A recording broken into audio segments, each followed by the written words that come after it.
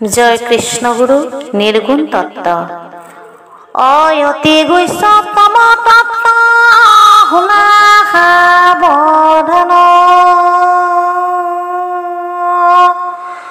সদায়ত ৰাখিবা হবে এক নাম ধ্যান প্ৰথমতে লৈবা এক নাম তহৰণ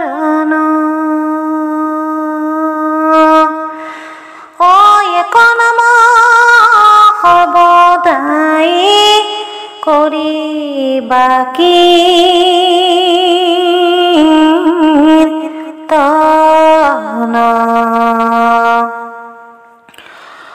এক নাম বিনে আন নাম নজপিবা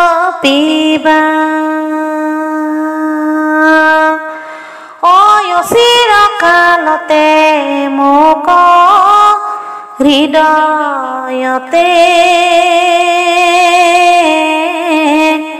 পাইবা। হৰিভক্তিৰ আটাইতকৈ উচ্চতম তত্ত্বটোৱেই হৈছে নিৰ্গুণ তত্ত্ব। নিৰ্গুণ তত্ত্বমতে ভক্তি পথত গুৰুই প্ৰধান। গুৰুৰ প্ৰতি হৃদয়ত আগত ভক্তি থাকিলেহে হৰিভক্তিৰ পথ সুগম হয়। গুৰুই পৰম ব্ৰহ্ম। গুৰু প্ৰদত্ত এক নামক জীৱনৰ সাৰ বস্তু হিচাপে লৈ এক নামত ধ্যানস্থ হ'ব লাগে। এক কৃষ্ণগুৰু নামত শৰণ লোৱাৰ পিছত লোক সমাজত এক নাম কীৰ্তন কৰি নিজৰ লগতে 10 জনকো উদ্ধাৰৰ পথ দেখুৱাব লাগে। এক নাম কীৰ্তন, এক ঈশ্বৰৰ লীলামালা শ্ৰৱণ কৰি যি সুখ পোৱা যায় সেই সুখ মুক্তি সুখতকৈও শ্ৰেষ্ঠ।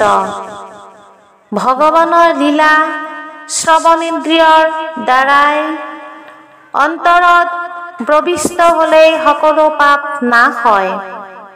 কলি যুগত মোক্ষ প্ৰাপ্তিৰ সৰ্বোত্তম উপায়েই হৈছে ভগৱন্ত পুৰুষৰ কৃষ্ণগুৰু নাম। গতিকে ভগৱান কৃষ্ণৰ এক নামত বাহিৰে অন্য নাম জপ কৰাটো অৰ্থহীন। কৃষ্ণগুৰু এক নাম হৃদয়ত ধাৰণ কৰিলেহে